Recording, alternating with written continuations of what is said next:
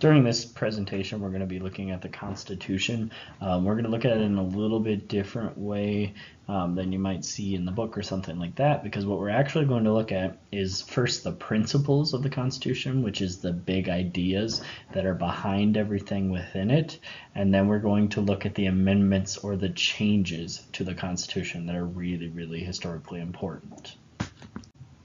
The first principle is popular sovereignty, and popular sovereignty comes because at the time that the Constitution was being made, it was a time in world history where there were kings and queens, or monarchs is another word for that, and they thought that they got their power from God. Okay, so they thought God was the one that gave them the power and the ability to lead everybody else. Now, we decided that wasn't how we wanted our leader to get their power, and so we decided that the people should be the ones that give the power to their leaders. And so us governing ourselves and the people ruling just simply means that if the leader wants to have any power, he has to make the people happy. The people decide if he has power or not. The second principle is republicanism. And republicanism is another interesting principle of the Constitution. It's came about because we wanted people, as it says here, to have a voice, but not have popular opinion get in the way of making smart decisions, not have a mob mentality where everybody says, yeah, let's do that, and you end up doing something really stupid. Okay, and so the way that we achieve republicanism is we vote for political representatives. So instead of us voting on every single law, we vote for people that we trust to make laws and vote on those laws for us. Okay, and so the idea of republicanism is you do not want to have direct participation. And if you really want change in the government, then you'll change it by voting for someone else the next time an election comes around. Federalism just is the third principle, and it just says that the national government, so the one big government in Washington, D.C., and then the state governments, each state has their own individual government, they share powers. And so with this, there are three different categories of powers, and the first one I'm going to talk about are called delegated powers, and delegated powers are right over here. Okay, they're the powers that are given to the national government. So the people in DC have all of those powers. Okay, and then there's reserved powers, and reserved powers is this part of the chart. Okay, the reserved powers are the things that the state government gets to decide. So for us, it would be the people in St. Paul have all the power there. Concurrent powers are powers that are shared between those two entities, that both DC and St. Paul have some say in the concurrent powers. And so that's why you see the Venn diagram over here.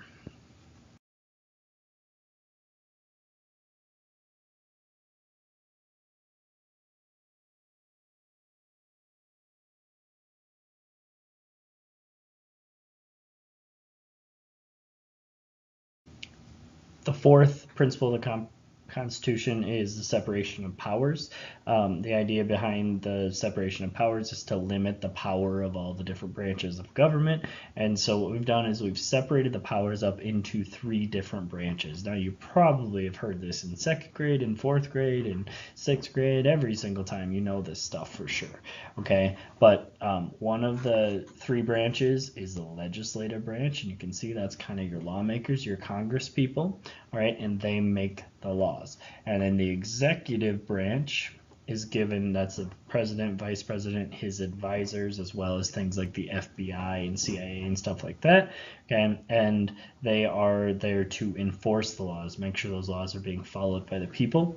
And then the judicial, which the highest level of that is the Supreme Court, are the people who are there to interpret the laws and decide, are they constitutional or unconstitutional. The fifth principle is a really important one, and it can be a little bit confusing, but just really kind of listen in here. Checks and balances. Okay, checks and balances is that each branch has some sort of control over the other branch. And the idea here, again, is to make sure nobody is getting too much power and nobody can abuse their power because there's two other branches of government that is that are watching over them and making sure that they're doing the right thing.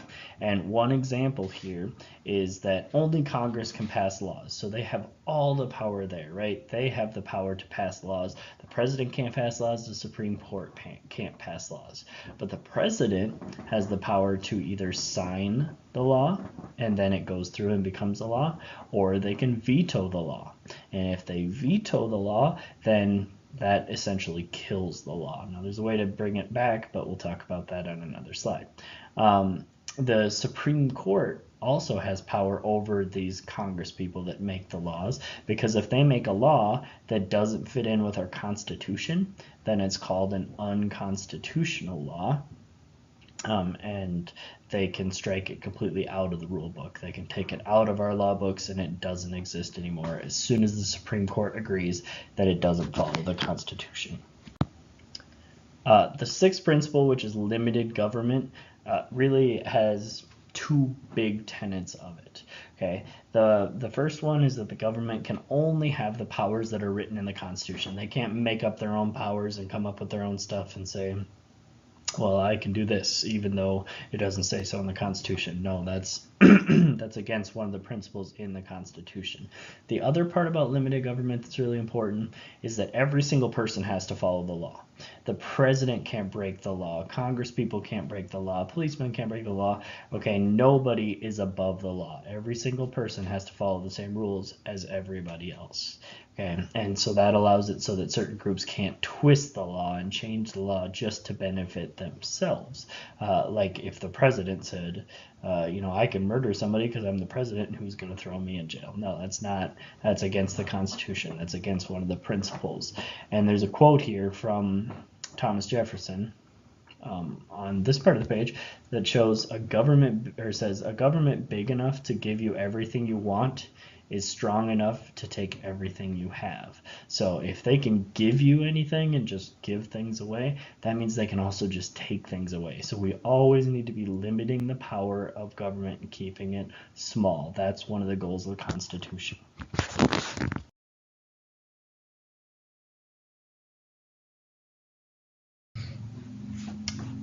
The last principle that we're going to talk about, the seventh one, is individual rights.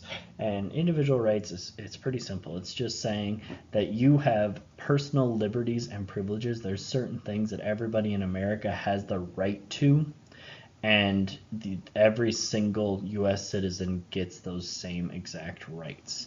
Okay, and they show up in the Bill of Rights, which is the name for the first 10 amendments, which we will talk about each and every one of those amendments individually as we move on through this slideshow. This right here is the first few words that you will see on the U.S. Constitution. It's called the preamble.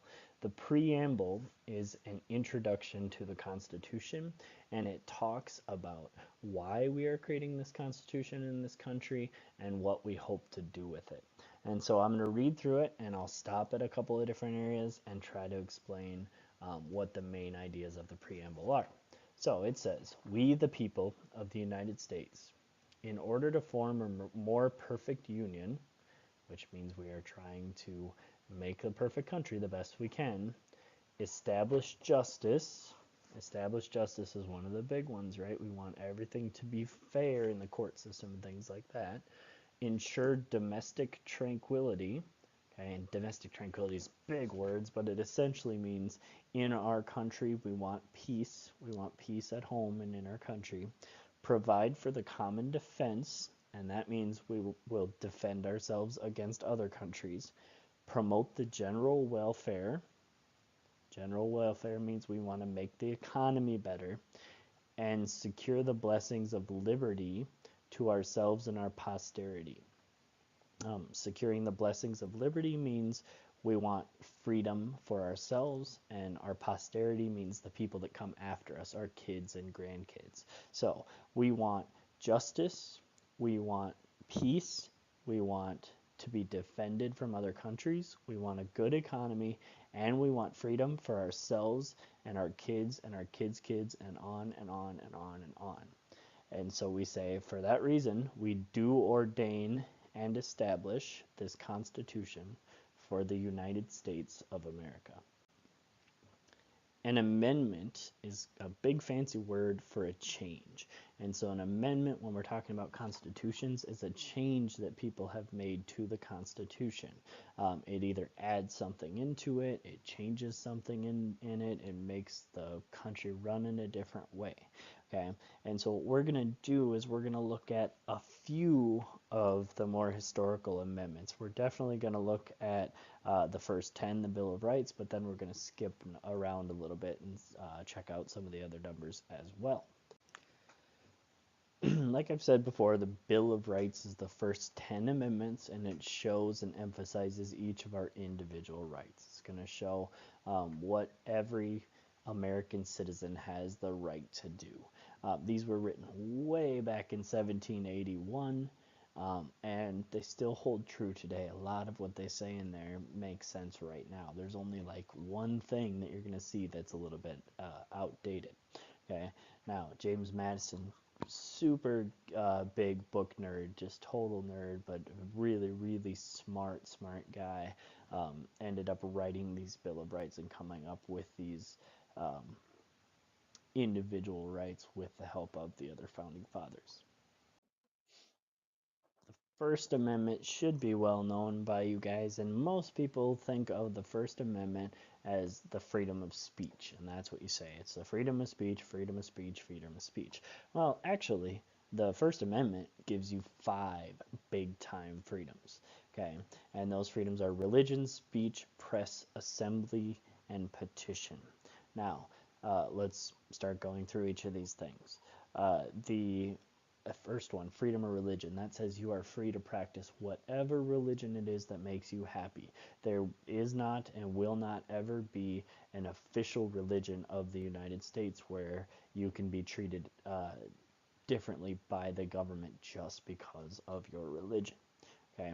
Now, the second one is the freedom of speech, and this is the one we know a lot about. And essentially what that means is you can say basically whatever you want to anybody, and you cannot be thrown in jail for that, for saying it.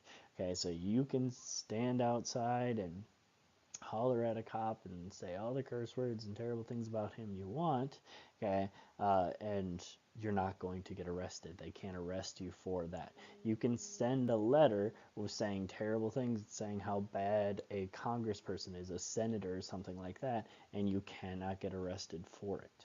All right, unless you're making threats, there's no way that you can get arrested for that. There's a little bit of difference. There's only a couple ways that it can there's exceptions, okay? And one of the exceptions is if it's speech that hurts somebody. So if your speech ends up getting someone physically hurt, then it's not protected by the First Amendment. For example, if you're in a super crowded theater or at a super crowded baseball game or basketball game or something like that, and you start yelling, "There's a bomb here," or "Fire, fire, fire," okay, then what happens? Everybody goes running towards the door as quick as they can, and some people end up getting trampled, hurt, possibly killed. So that kind of speech is not protected, okay? And so a lot of people, or a lot of you guys, are thinking right now, well, freedom of speech, I can say whatever I want. I can say whatever I want in school, and these people can't put me in citizenship or do anything like that. Well, that's actually wrong, because citizenship is not jail. We couldn't throw you in jail for saying things to us, but we can in fact put you in citizenship. And some of your speech can get you as far as expelled or kicked out of school. And one of these examples comes from a case, and I'm going to be talking about cases anytime there's this little V, these two names and the V in between. Bethel v. Frazier, that's a court case. Okay, and Bethel v. Frazier was a famous case that happened in a school where there was a kid who was running for class president.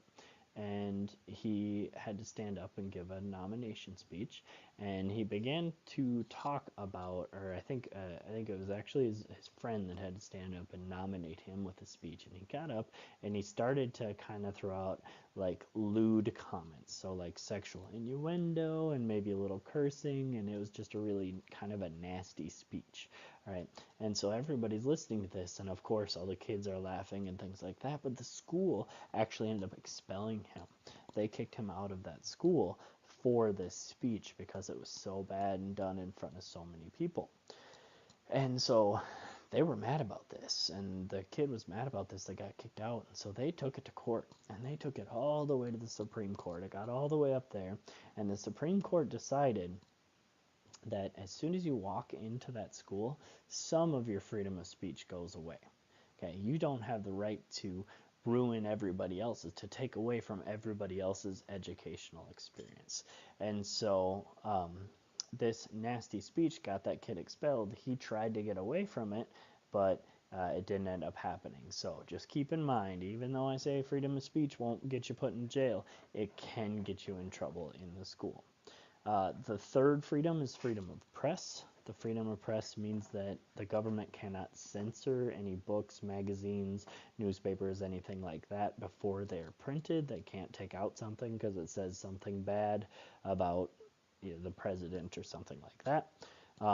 The freedom of assembly is another one, and the freedom of assembly simply means that people can come together and hold public meetings. They can get together and meet in public spaces, and nobody can stop them. And then the last freedom is the freedom of petition. The freedom of petition means that the people have the freedom to ask the government to fix problems.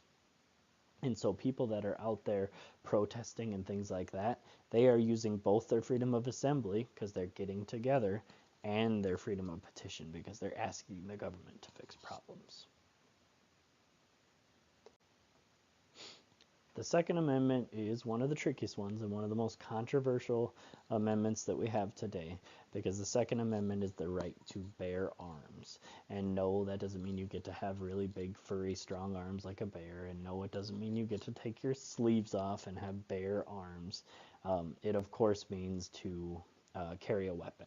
So everybody has the right to own, not necessarily carry with them, but everybody has the right to own a gun as long as they've gone through all the process to get it.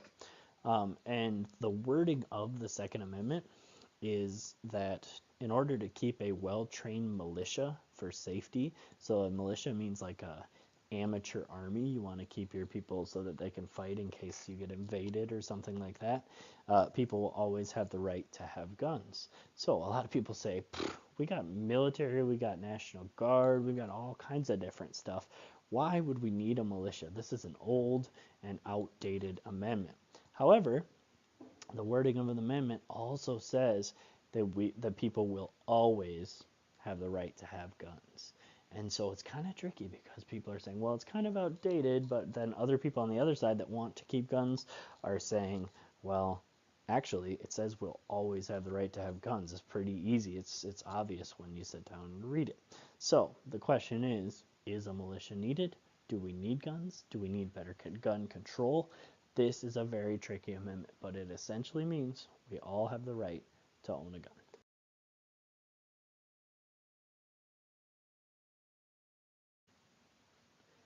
Yeah, we'll talk about the Third and Fourth Amendments next. The Third Amendment is pretty simple, actually, and I think it's really important, even though it's kind of an older one. It's really, it's an old practice that doesn't happen very much anymore. It's an important one to talk about, and it means that we are not going to allow any quartering of troops. And quartering of troops simply means that if troops are put into your area, if the army has to defend Minneapolis from someone who's attacking, that they cannot make you take those troops into your house and let them stay there. And so before there was no quartering, when England came over, they would say, well, the troops are going to take over and stay in your house, and you have nothing you can say about it. Okay, you just have to shut up and listen, or else you'll be punished, thrown in jail, whatever else. This one says, the Third Amendment says that will never happen in America. If we are going to put the troops into your house, you will have to give us permission. Like you have to invite them in for them to come in. The Fourth Amendment is another really big one, and it's kind of one of the more interesting ones, I think, because it says that there can be no unfair search and seizure. So they cannot unfairly look for something or take something from you. The government can't. The police can't. Nobody who's working for the government can. And so what you have to have is you have to have a fair search warrant. Okay. And so for a fair search warrant, you have to have a probable cause. And probable cause means that you have to show it's likely that you're going to find the evidence that you are looking for. Otherwise, you can't look for it. If you don't have a good reason that shows that you're probably going to find what you're looking for, then there is no reason for you to be looking for it. You need to stay out of people's private property. And so an interesting part about this is if somebody comes up, or if a policeman comes up and says, can I search your house for blank? The big screen TV was stolen from Mr. Danker's house. Can I search your house for it? And you say yes, they can come in and do it because you've given them permission. But if you say no, you need a search warrant, then they have to go to a judge and give them the evidence that, and the judge has to agree that, yeah, they're probably going to find it in this dude's house, and they have to go there. Now, the other tricky part about the search warrant is if someone's coming in and they are looking for that big screen TV that was stolen from Mr. Danker's house, and they're in your house, and they walk by the nightstand, the table by the side of your bed, and they say that you have drugs out, okay, sitting on the nightstand, illegal drugs, cocaine or something like that. Well, then they can arrest you for that because they found that in the area of the search. Okay, so they had a right to be in your house, and they found that sitting in your house. Okay, but if they're looking for that stolen TV and they open the drawer of your kitchen drawer where your silverware is, and they find drugs or a drug pipe or something like that in there, they cannot arrest you for that. Okay, and the reason that they cannot arrest you in that situation is because if they're looking for a big screen TV, do they have any probable cause, any evidence that says it would possibly ever be inside of a small silverware drawer? No, there's no way it could possibly fit in there. And so it has to be a reasonable search as well. They can't go in looking for a car and go into your house and open all your cabinets and cupboards and stuff like that. That's unreasonable. That doesn't make sense that it would be there. So at that point, they're not looking for what they have on the search warrant. And I have a couple of cases here. We'll look first at New Jersey versus TLO. These both happened in schools because, of course, schools are always a little bit different. A teacher was walking by the girls' bathroom in New Jersey versus TLO. And in the girls' bathroom, she went in, and there were a couple of girls coming out. And the teacher was going in, and while she was in there using the restroom, she smelled smoke. And so she thought that student must have some drugs or cigarettes or something that shouldn't be on school property. And so the principal went to the locker, took away this girl's purse, and searched it. Okay, looked through the purse. No search warrant, right? Just grabbed it and took it and went away.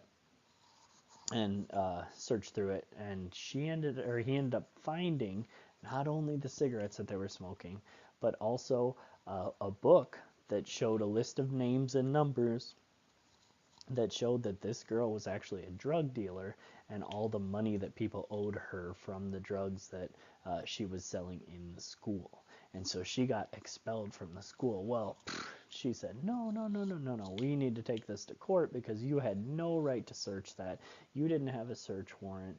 You were looking for cigarettes, and you didn't even, that's not the big problem here. I didn't get expelled for the cigarettes. I got expelled for this book that you found when you were looking for cigarettes. Well, what they decided, the Supreme Court, once it got all the way up there, is that in the schools, it's a little bit different. In the schools, all you really need is a reasonable doubt that maybe something's happening in there, and then you can make that search. So if you feel like, well, maybe there's something in her purse that she's not supposed to have, then in school you can make that search. Everywhere else you have to have probable cause, but a reasonable doubt is good enough in school.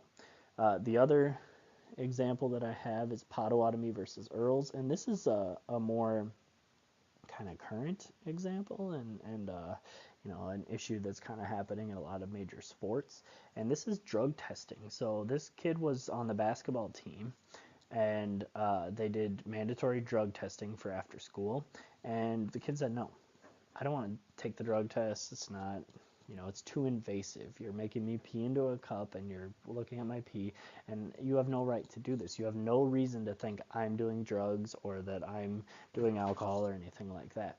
And so he said no, and they kicked him off of the team, and so he took it to court.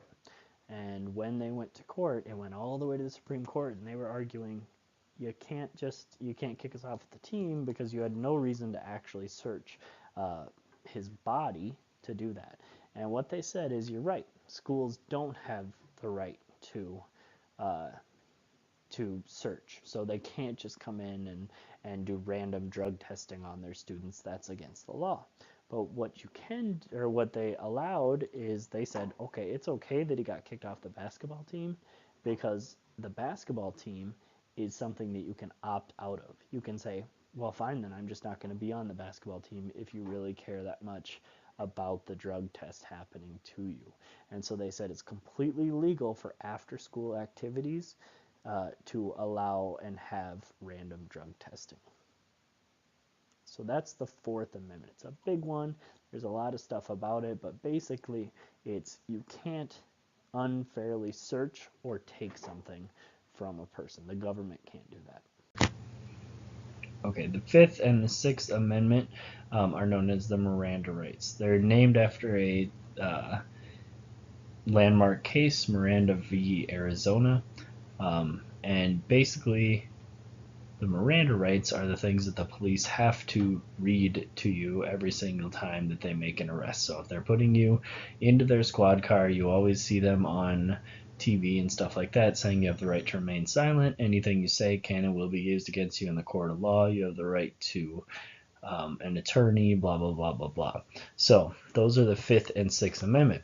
And the reason they say those is because they need every citizen to understand their rights under the Fifth and Sixth Amendment, because those are the ones that have to do with when you get arrested for something, what are your rights to get a fair and just trial. And so let's look at the different parts of the Fifth and Sixth Amendment. The Fifth Amendment, the first thing is you have to be accused of a crime to be held in jail. So in order for them to put you in jail and keep you in jail past 72 hours, they have to tell you what you did, and you have to formally be accused. So they have to have enough evidence that they think you did something, and a grand jury will look at the evidence and say, okay, yes, we can accuse that person of that crime, or no, we cannot, and we need to let them go. Now, the second part is no double jeopardy. Double jeopardy means that you cannot be tried for the same exact crime 2 times. You can't be double tried for a crime. And so, for instance, if someone were to kill somebody and they got away with it, the people said that they were not guilty, but then later on you find that there's new DNA, a new way of processing DNA, and so you want to try and go through that again and then try them and see if they were still or not guilty, or if they were guilty. You couldn't do that because it's already gone through the court system. Everything worked the way that it was supposed to, and a jury found that person not guilty. So you cannot be tried for that same crime. Now, if you kill somebody and you're found not guilty, and you do your thing, whatever, move on, and then the police think you killed somebody else, they can charge you for that, because that is a new crime. Even though you did the same thing according to them, it is a new crime. Uh, the last part of it, of the Fifth Amendment, is something that you call plead the fifth. And plead the fifth means that in a court of law, you do not have to say anything that incriminates yourself. So you have the right, that's the right to remain silent part. If you want to, in a court or in police custody or anything like that, you do not ever have to say anything at all. Um, they cannot force you to talk. They cannot force you to say anything, because if you say something wrong, it might end up being used as evidence against you in a trial.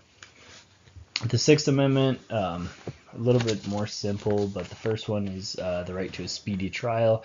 So your trial has to come up fairly reasonably, so you're not sitting in jail for like 10 years waiting to see if you're guilty or not guilty. It needs to happen fairly quickly.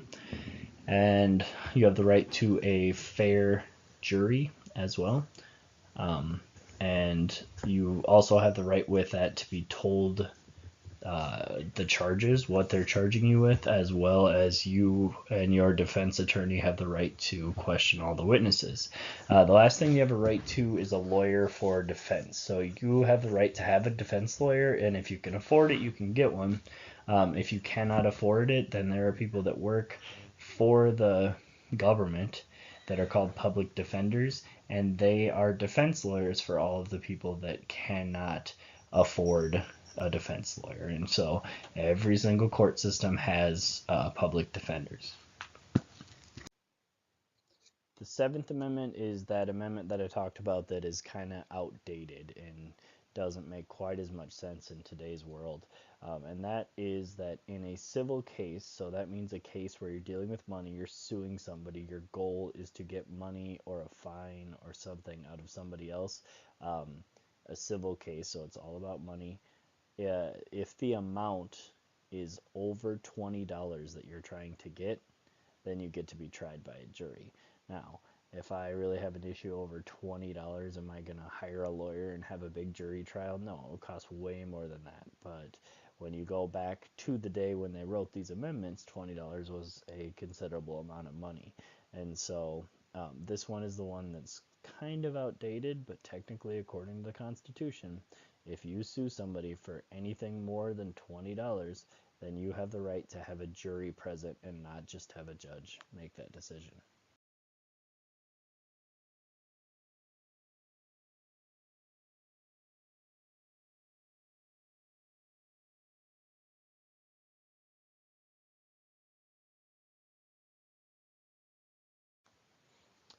The Eighth Amendment is no cruel and unusual punishment. That means a couple of different things. First off, when you are put into jail and waiting for your trial, you can be let out on bail. And what happens there is somebody that you know, your family member, something like that, will put up a pretty big amount of money. And that amount of money, whether it's $50,000 or $500,000 or whatever it is, um, they give it to the court system, and if you show up for your trial, then they get the money back. And if you don't show up for your trial, then they give up that money, that bail money. And so part of no cruel and unusual punishment is you can't set some insane excessive bail amount. So if somebody got in trouble for stealing a Snickers and they have a court case coming up, you can't charge them like $500,000 bail. That would just be insane. That's cruel and unusual. And the other thing that no cruel and unusual punishment is it um, doesn't allow you to torture somebody else. So it doesn't allow the government of the U.S. to torture somebody or to give them an unfair sentence. So again, let's go back to you stole a Snickers. They can't sentence you to death for that, or they can't fine you, $100 billion or something like that. It cannot be excessive punishment. The Ninth Amendment is kind of a catch-all amendment. It's basically saying the founding fathers were saying, we know that things are going to come up that we couldn't think of at this point, and just because they're not written here doesn't mean that people don't have those rights. And so other rights do exist, and you can't just go around violating them.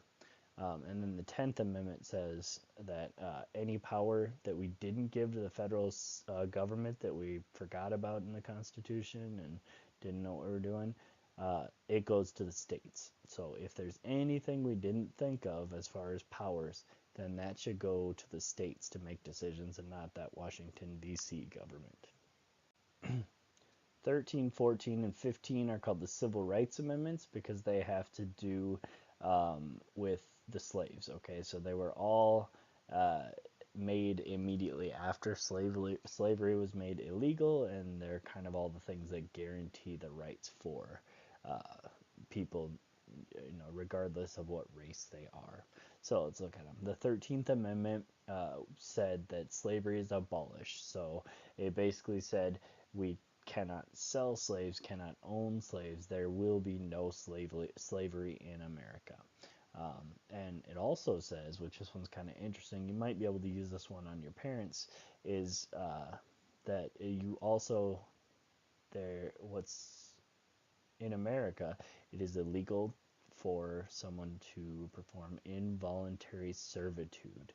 So involuntary servitude means that if someone is making you do something that you do not want to do, they cannot do that to you. They can't force you to do it. So you can always say no for a job. So tonight when your parents tell you to clean up your room or make your bed or something like that, you can say, 13th Amendment says I don't have to. Ha ha ha ha ha. But don't tell them I told you that. The only way that involuntary servitude can be legal in America is in prison. They can make prisoners work. The 14th Amendment says, look, guys, there's those first 10 Bill of Rights, and that gives all these rights to all these people. Well, black people have those rights too. So it's saying that basically no matter what your race is, you have the same rights as everybody else. And then the 15th Amendment said that no matter what your race is, you get to vote. The 18th and 21st Amendment have to do with prohibition of alcohol. In 1919, Americans decided that alcohol was not a good thing. They didn't want to have it around, and so they made it illegal. Prohibition means that it's illegal, and it actually was illegal to make alcohol, to sell alcohol, and to move alcohol from one place to another. So if you're caught doing any of those, you could be put in jail or fined. It did not last for a really long time, and by the time we hit the 21st Amendment, prohibition was repealed. Repealed means that you take it away. It comes off of the Constitution. So in 1919, we said no more alcohol, and then by the time we hit the 21st Amendment, they brought alcohol back as a legal substance for Americans to use.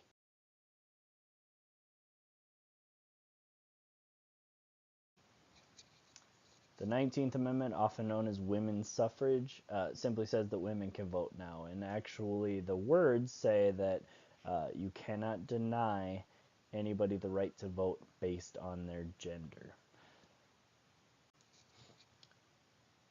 George Washington set a precedent, and a precedent is kind of like almost like a habit. It's something that people follow just because the first person did it that way, and so the next person's going to do it that way, and on and on and on. And George Washington only was president for 2 terms. Now, people would have kept electing him and had him for as long as he lived if he wanted to, but he thought 2 terms was enough, and you get too powerful after 2 terms, so it doesn't need to be happening. Okay, and so that went on from those early days of America, the very first president, all the way up till Franklin Delano Roosevelt. And Franklin Delano Roosevelt was elected in 1932, and then he went up for re-election in 1936 and won, and then he thought, oh, there's nobody better than me, so I should just keep running, and he went and he ran in 1940, and then he ran again in 1944. Now, during this time, people started to realize, you know what, even though it was a precedent and everybody followed it, nobody has to follow this rule unless we make it an actual rule. So during FDR's terms in office, the 22nd Amendment was created, and the 22nd Amendment is that the president can legally only have 2 terms. Now, a lot of people ask, well, what if the president dies and you have 3 years in office? Does that mean you can still have 2 more full terms? So you could have 8 years plus those 3 years from the other president's term. Well, the trick to that and the rule to that is if you take more than half of another person's term, another president's term, then you only get 1 more. So if you are 2 years or over that you become the president because the other president dies, then you can only have 1 term. If you are under 2 years, then you can have 2 more additional terms. So really the most you can be president is would be like 9 years and 364 days. The 25th Amendment has to do with what happens if the president dies in office or becomes disabled and is unable to do their job in office. If this were to happen, there is a presidential succession. So who is the next person to be president? And most of you know that the vice president is the next in line to be president if the president dies.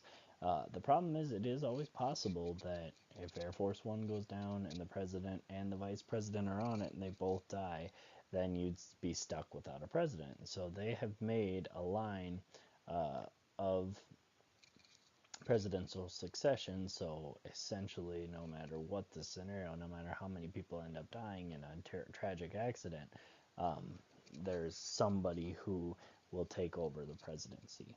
And so you can see kind of the first 1, 2, 3, 4, 5, 6, 7, 8, 9 steps of presidential succession right here on this slide. From Mike Pence to Paul Ryan, goes down to President Pro Tem, down to the Secretary of State, Secretary of Treasury, Secretary of Defense, Attorney General, Secretary of the Interior, Secretary of Agriculture, and it moves all the way through the President's Cabinet, going through every single secretary in it.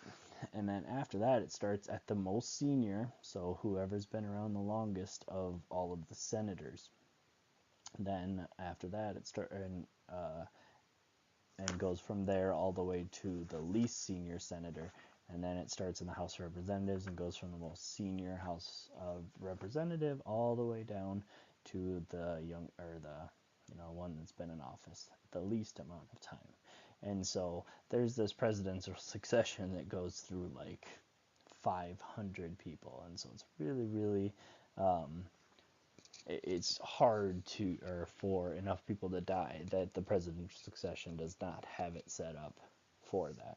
Now, the kind of these big speeches that the president gives are the one time when all these people are together in the same room at the same time. So if someone really wanted to cripple the government, they could attack it. And so what happens here is one member of the cabinet is chosen as they're called the designated survivor. And so everybody goes to the president's speech except for one member of the cabinet who, just in case that speech gets bombed and everybody ends up dying, they are the ones that will end up being the president in that horrible scenario. So just kind of an interesting little piece of trivia. But what you need to know from this slide is the presidential succession, and it's a good idea to know the first 5 steps from the vice president down to the Secretary of Treasury. The 26th Amendment was created in 1971, and that said that you needed only to be 18 or older to vote. So anybody 18 or older can vote in U.S. elections.